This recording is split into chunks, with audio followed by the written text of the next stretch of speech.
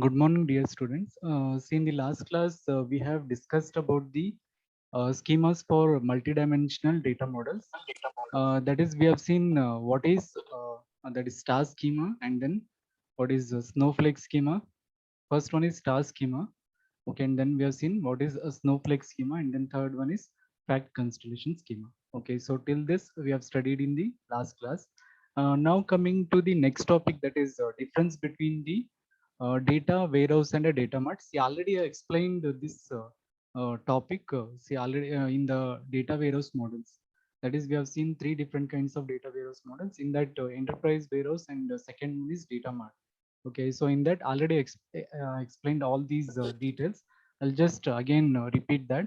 So see here, a data warehouse, it will be having the information about the entire organization. So it will be collecting the information about all the subjects of the all the departments in an organization, whether it is about the customers or items, sales, assets, or personnel. So each and every details will be stored in a data warehouse. That is an enterprise data warehouse. Okay. So in case of a data warehouse, it will be containing the information about the all the subjects of an entire organization, whether it is related to customers, items, sales, assets, or personnel. But a data mart, see, as we know, data mart will be containing a subset of the data. Okay, so it will not be containing the data which is related to all the subjects. It will be containing the data which is related to only some specific subjects here. So only selected subjects data will be stored in a data mart. But data warehouse will be containing the information about all the subjects in the organization. But data mart will be containing only subset of the data which is present in a data warehouse. So it will be containing only some selected subjects data. That is first difference. Second difference is, see, coming to the scope. See, as we know that data warehouse will be containing complete organization information. So the scope will be enterprise wide. So it will be containing the data that is related to entire organization of the enterprise. Now coming to the scope of a data mart, the scope of the data mart will be department wide, since it will be containing the data related to specific departments of the subjects. So scope of this data mart will be department wide. Now coming to the that is kind of data that is stored in a data warehouse.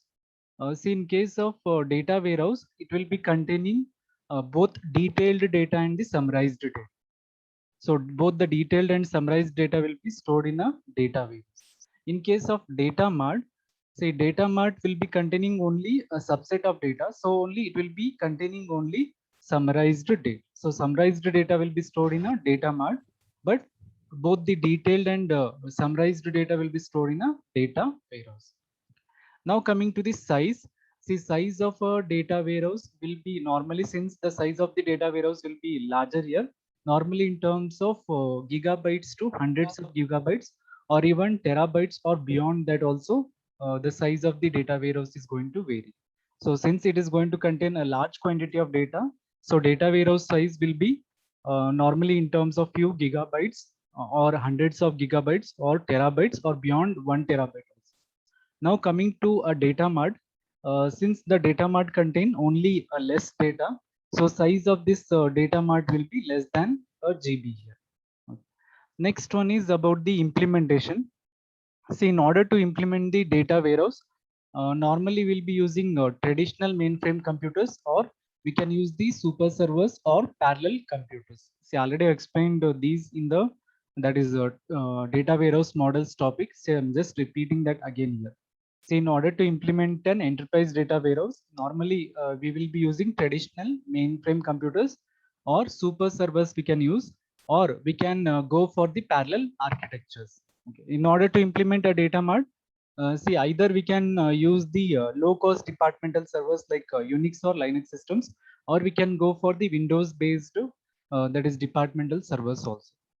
Next, coming to the time that is required to implement a data warehouse. See, normally a data warehouse is going to take in terms of years to implement here, because we will be maintaining a large quantity of data here. So it will be taking nearly 1 year to implement this data warehouse. And about the implementation time of data mart, normally it will be in terms of weeks or months, not more than a year. it will be less than a year. Normally in terms of weeks or a few months, it is going to take to implement a data mart here. Okay. Now coming to what kind of schema we need to use here in case of a data warehouse and the data mart. See, as we know, data warehouse will be containing a large quantity of data. Suppose if it is a sophisticated application, see, as I said in the last class, we need to use fact constellation schema. So if the application is very sophisticated, if it contains a large quantity of data, then we require multiple fact tables here. So multiple fact tables will be present in fact constellation schema. So in order to implement a data warehouse, we need to go for fact constellation schema. Now coming to a data mart as it contains a subset of data here. Either we can use the star or the snowflake schema here for design. See, normally this star schema will be widely used in many of the applications. So here in case of data warehouse, so we'll be using fact constellation schema. In case of a data mart, either we can use the star schema or the snowflake schema. So this is the difference between a data warehouse and the data mart. Now coming to the next topic, that is the role of concept hierarchies. So here we'll study what is a concept hierarchy and how we can that is design a concept hierarchy. So see here, uh, see concept hierarchy is nothing but it is a sequence of mappings here. I will tell what exactly a mapping here with the help of example, this example. So just try to understand this definition. Concept hierarchy, it is going to define the sequence of mappings here. See, these mappings will be defined from a set of low level concepts to higher level, more general concepts here. So concept hierarchy, so it will be defining a sequence of mappings. So these mappings will be done from the low level concepts. We'll be having some low level concepts here. Those low level concepts will be mapped to higher level concepts, which will be more general here. So low level concepts will be more specific. From specific concepts to that is general concepts, we'll be mapping the concepts here. So that sequence of mappings is called as a concept hierarchy. So concept hierarchy is nothing but it is a sequence of mappings from a set of low level concepts to higher level, more general concepts. Okay. So I'll explain with the help of this example. That is, we have got a concept hierarchy for the location dimension here. So I'll tell what exactly we are going to map here. So see here, if you consider the location dimension, see there we have got the attributes like city name and then province or state will be having, and then country, and then all. So all stands for it is just like continent. Okay. So now see here, I can map the city to state to which state it belongs. For example, see here we have got different cities like Vancouver, Toronto, and then New York, and then Chicago.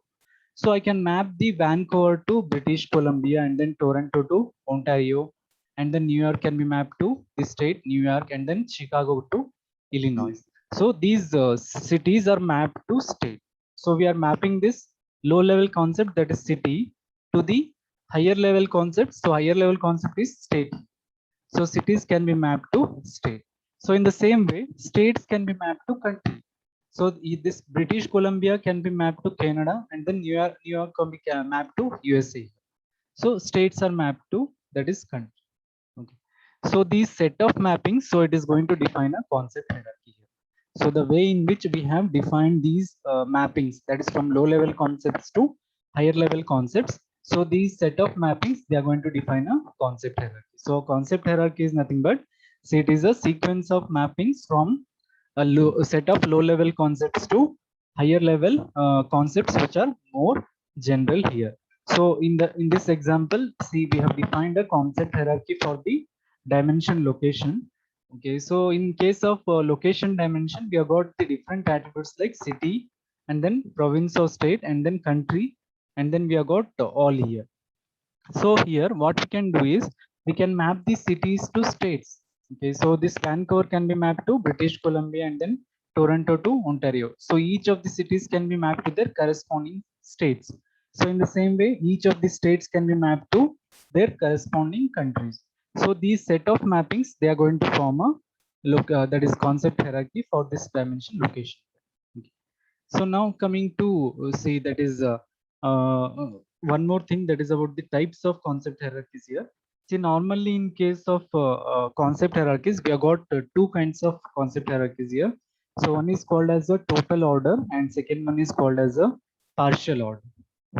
So see here, in case of concept hierarchies, see, many of the concept hierarchies will be implicit. It is not necessary that explicitly you have to define a concept hierarchy. It will be implicitly defined. Default, there will be concept hierarchies present in a database schema.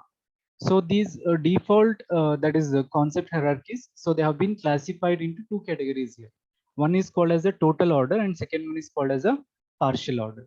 See, example for total order concept hierarchy is this one. So see here, see for the location dimension, see we have got a total order concept here because we can map each of the street to city, and then city can be mapped to province or state and then country. Okay, so each city can be mapped to city. Street can be mapped to city because see, street will be present in a city, so specific city name will be present for that. And again, so each city can be mapped to province or state, and state can be mapped to country. So see these that is a set of mappings, they are going to form a total order because we have not skipped any of the attribute here. Each of the attribute has been mapped to its higher level concept. Since none of the that is attributes are skipped here, so it is called as a total order concept. We have got one more example, that is partial order. Okay, so example for the partial order concept hierarchy is that is we have got a time dimension. So in case of time dimension, see, different attributes are day and then month, quarter, and then week and then year. Okay. So see here, see, some of the attributes are not mapped. For example, see, we have mapped the day to month is mapped to quarter, and that is mapped to year. But we have skipped the week here because we have got two representation for the time dimension here. So one, we can either define the time in terms of months and the quarters, or second representation is in terms of weeks. Okay, so since we have skipped this week in mapping, okay, so since it is not considered, so this kind of concept hierarchy is called as a partial order. Okay, so in case of partial order, so we will be skipping some of the concept that is attributes from for defining the concept hierarchy. Some of the attributes will not be mapped to higher level concepts here. So day is mapped to month, quarter, and then year. And then second alternative is day can be mapped to week. So since this week is not considered here, so it is a partial. Okay, so we have got two kinds of concept hierarchies here. One is total order and then second one is a partial order. Okay. So whether this concept hierarchy is total or partial order among the attributes. Okay, so such concept hierarchy is called as a schema hierarchy. So whether it is a total order or partial order, don't bother about that. So all these total order and partial order concept hierarchies are called as schema hierarchies. Okay. So we have got one more method for defining the concept hierarchies here. So what we can do is, see, we can group the attribute values also in order to form a concept hierarchy. So see here, see, one of the example for forming a concept hierarchy, that is by grouping the attribute values. So this is a concept hierarchy for the attribute price. So that is dimension is price here. So we are defining the concept hierarchy for the dimension price. So what we can do is we can group the attribute values and then we can form a concept hierarchy. So such kind of a concept hierarchy is called as a set grouping hierarchy. So in case of set grouping hierarchy, say will be discretizing or grouping the values of the attribute values. So by grouping the attribute values, we can define a concept hierarchy. So such concept hierarchy is called as a set grouping hierarchy. So see here, see in this, see we have defined a concept hierarchy for the dollars, that is 0 to 1000. Okay. So we need to define a concept hierarchy for this price range. So what we can do, see, we can group the attribute values, that is 0 to 100. Okay, that we can define as one concept here, and then 100 to 200, 200 to 300, that is 100 units we have considered here. So all these are defined as low level concepts. Okay, next, at the next higher level, see, we have grouped 200 units here, that is 0 to 200, 200 to 400, 400 to 600, and so on like that. Okay, so next we can group all these and then we can define the final level, that is 0 to 1000. So by grouping the, that is attribute values also, we can define a concept hierarchy here. Okay. So see, one more example is there. See where we can also define a concept hierarchy for a price. See, normally price range will be used here. So that is inexpensive, okay, and then moderately expensive, and then expensive. This is also one kind of grouping. So based on that also, we can define a concept hierarchy. See here, based on attribute values, we are defining a concept hierarchy. So one more example is, see where we can define a concept hierarchy based on the price range. Suppose if it is less than 500, that can be considered as inexpensive. 500 to 1000, okay, moderately expensive, and then more than 1000, that can be defined as expensive. Okay, so three ranges we can define. That is also one kind of an example for concept hierarchy, that is for the dimension price. Okay. So now coming to who is going to define a concept hierarchy, who is going to implement them. See, normally, so either system users or the domain experts or knowledge engineers, they are going to define these. They are going to manually provide these concept hierarchies. Either you as a user, okay, or knowledge engineers, that is the decision makers, they are going to define, or domain experts, they are going to give the concept hierarchies manually. Or even see, if you have got a good configuration system, even you can generate the concept hierarchies automatically. It is not necessary that, say, manually it must be generated. Even automatically using the system, we can generate the concept hierarchies. So this is about the concept hierarchies. I'll just repeat that again. So see here, a concept hierarchy is nothing but, see, it is a sequence of mappings from low level concepts to higher level, more general concepts here. Okay, so we will be mapping the low level concepts to the higher level concepts. So in this example, see, we have mapped the city to state, and then state is mapped to country. Okay, so that is the sequence of mappings here.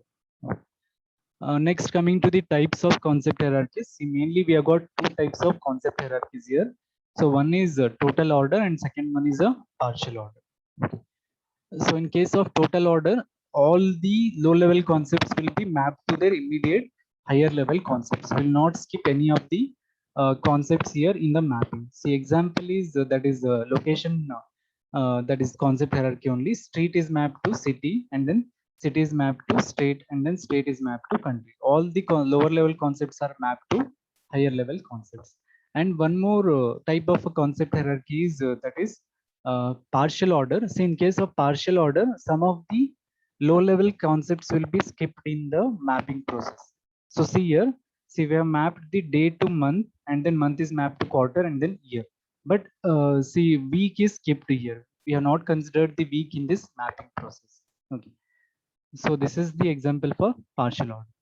Okay, then whether this concept hierarchy is total or partial order, see, ultimately it is called as a schema hierarchy here. And even we can define a concept hierarchy by grouping the attribute values. So such a concept hierarchy is called as a set grouping hierarchy. So example for that is a concept hierarchy for price. So now coming to the next topic, that is measures. That is types of the measures we'll be studying here, and how we can do the computation of the measures. Okay. So if you consider any multi-dimensional point here, okay. So while explaining the data cube concepts, okay, I'll just show that data cube here. So see here. See, if you consider this data cube, see how we are going to define this multi-dimensional point here.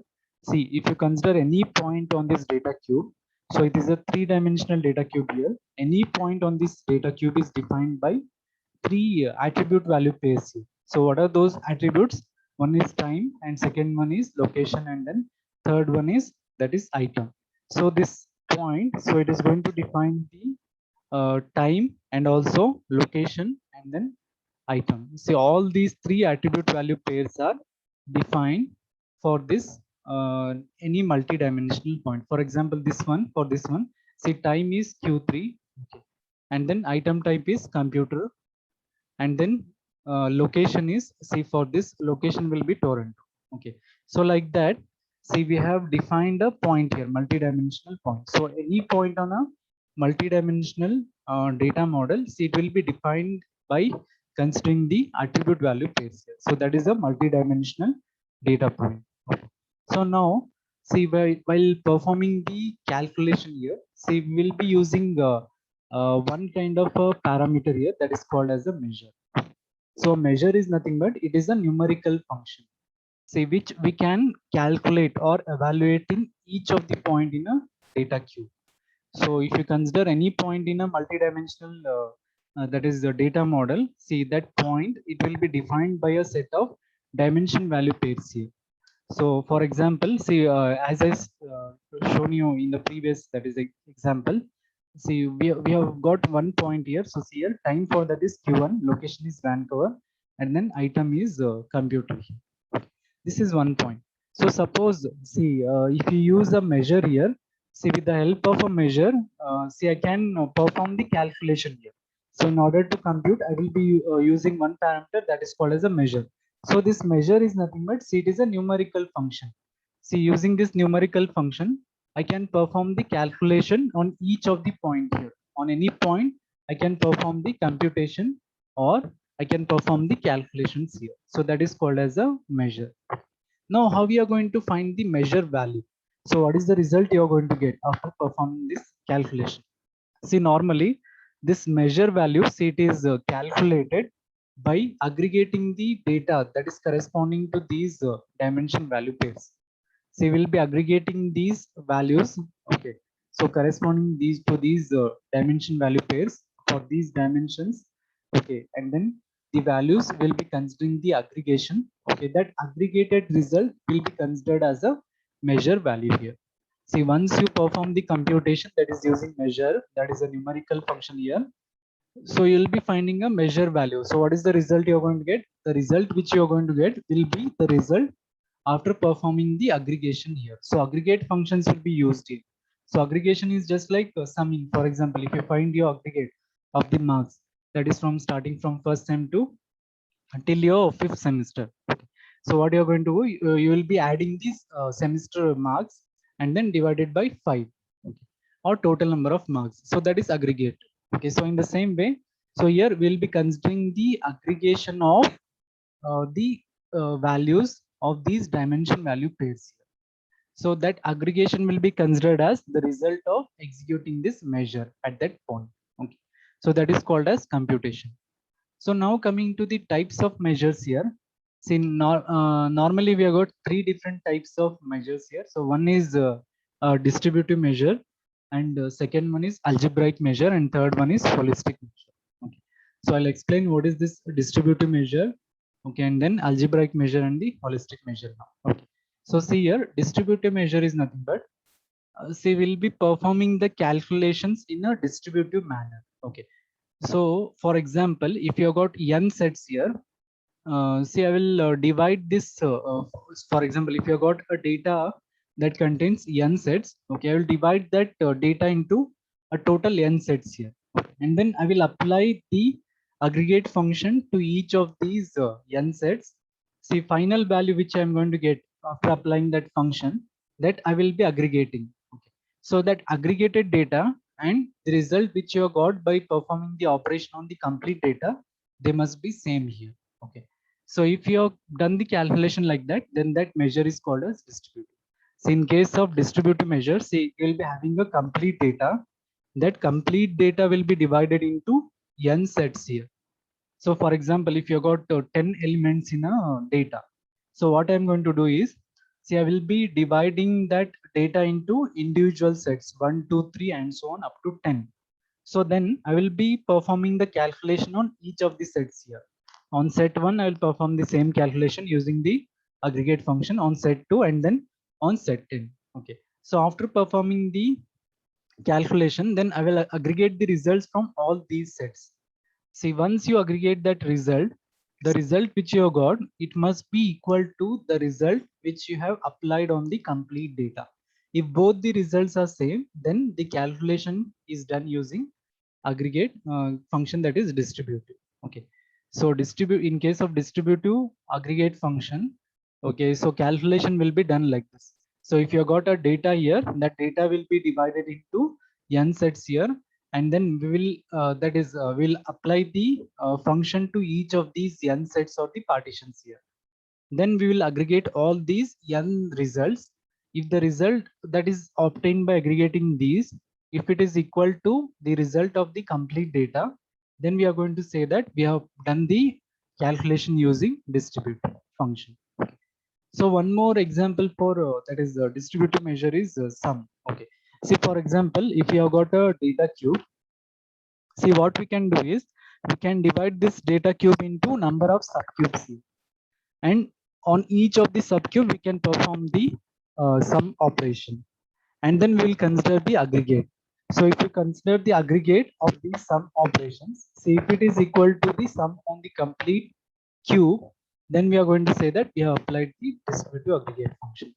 So if you want to perform a sum operation on the data cube, so that data cube can be divided into a number of subcubes, and on each of these subcube you apply the operation. Okay, so you apply the sum operation and then consider the aggregate function, aggregation of all these subcubes. So if the result of aggregating this, if it is equal to the actual operation on the data cube, then we can say that we have performed the distributive aggregate function on this cube. So this is one example, and then like that we have got the other examples for the distributive aggregate functions also. That is count, min, and then max. These are also examples for distributive aggregate function. Then when we are going to say that this measure is distributive, so distributive measure is called as distributive. See if it is obtained by applying the distributive aggregate function. If you are obtaining the result using distributive aggregate function, then you are going to say that that measure is distributive. See here, distributive measure, it will be very easy to get the results using distributive measure, because we'll be performing the operation on the partitions here. So this is first one. Second one, okay, algebraic measure. See, algebraic measure, it will be normally represented in the form of algebraic function here. That algebraic function will be having m arguments here. Okay. And each of these arguments, see, it can be obtained using distributive aggregate function, which I explained in the previous topic. Okay, so that is first type of a measure. Using that, we can calculate the arguments here. So algebraic measure, say it is performed using an aggregate function that is in the form of algebraic function here. That algebraic function will be having total m arguments, and each of these arguments, see, they will be obtained by applying the distributive aggregate function. So I'll give an example here. So see here, average is an example for algebraic aggregate function. Okay, then how you are going to calculate average? See, average is nothing but sum divided by count. That is sum of the elements divided by total number of elements. That is nothing but average, right? So average is an algebraic function. Okay, this algebraic function, say, it will be calculated using sum by count. Again, if you observe this sum and count, so see here, sum and count are distributive functions. So using the distributive functions, so we'll be finding the algebraic function here. So in the same way, min of n and max of n, so which will be finding the minimum value and a maximum value in a set. That is also example for algebraic function. And then standard deviation. Standard deviation is also an example for algebraic function. Then when we are going to say that a measure is algebraic, so a measure is called as an algebraic. Say if it is obtained by applying algebraic aggregate function. So if you obtain the measure using these algebraic functions like average, min of n, and then max of n, so such measure will be called as an algebraic measure. Okay. So if a measure is called as an algebraic measure, if it is obtained by applying the algebraic aggregate function. Okay. Next, third one is holistic measure. Okay, so holistic measure, see, in case of holistic measure, see, will not be having any bound on the storage size here. Okay, so normally if you use the distributive function and then algebraic functions, so you'll be having a limit on how much storage size you can use. But in case of holistic function, see, there will be no bound or the limitation on the storage size. Okay, so in order to describe these sub aggregates here. Okay, so it means that, see, we can't define this holistic function using the algebraic function. There doesn't exist any of the algebraic function, okay, with the help of which we can perform the calculation. Just remember this. So in case of holistic function, so you will not be having any bound on the storage size, okay, in order to define the sub aggregates. Okay, then what is the example for these holistic functions? See, median, mode, and then rank. These are the examples for the holistic functions here. So examples are median, mode, and then rank. See, just observe here median, mode, and rank. See, you will not be having any bound on the storage size. They can take any storage size in terms of GBs, TBs. Okay, even on those data also you can find the holistic that is aggregate function. Now, what is a holistic measure? See, holistic measure is nothing but, see, it is a measure that is obtained by applying a holistic aggregate function. So this is about the types of measures. So first one is distributive measure. So where the calculation will be done on the partitions. Okay, that is in a distributed manner will performing the computation. Okay, and then a measure is called as a distributive. So if it is obtained by applying the distributive aggregate function. Second one is algebraic, that is aggregate function. Say examples are average, and then min n, and then max n. Okay, see these algebraic aggregate functions. See, they will be expressed in a form of algebraic function that is having m arguments here, and each of these arguments will be defined using that is distributive aggregate function. Third one is holistic functions.